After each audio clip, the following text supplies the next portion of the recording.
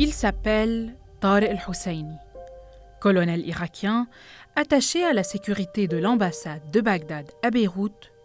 Du moins, c'est ce qu'il prétendait.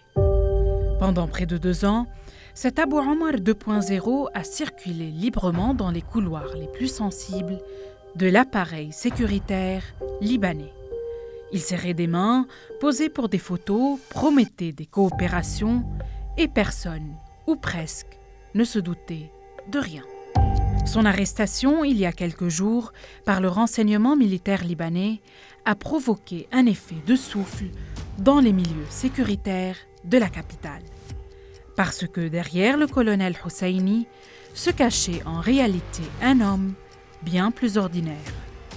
Tariq Ali Mohammed al-Nasraoui.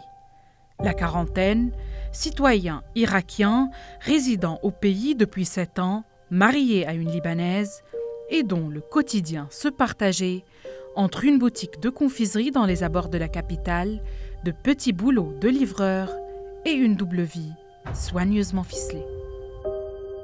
C'est de Bagdad qu'il aurait rapporté l'uniforme, étoilé, galon cousu, et c'est là que la supercherie aurait réellement commencé.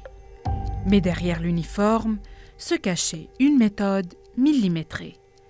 Selon des sources médiatiques, Nasraoui aurait suivi pendant plusieurs mois des formations en ligne en relations internationales, diplomatie et communication.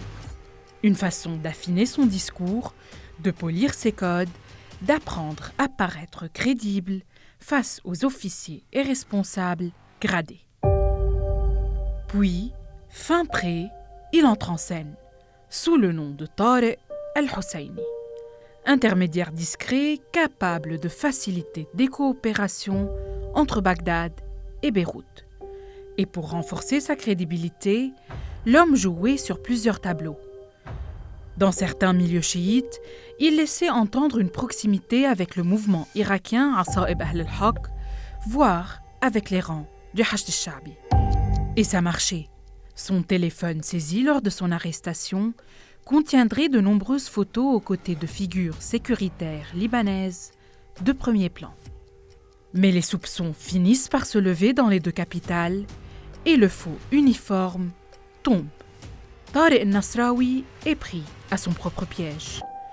Convoqué à la direction du renseignement de Beyrouth sous le prétexte d'un rendez-vous qui lui semblait anodin, les portes se referment derrière lui.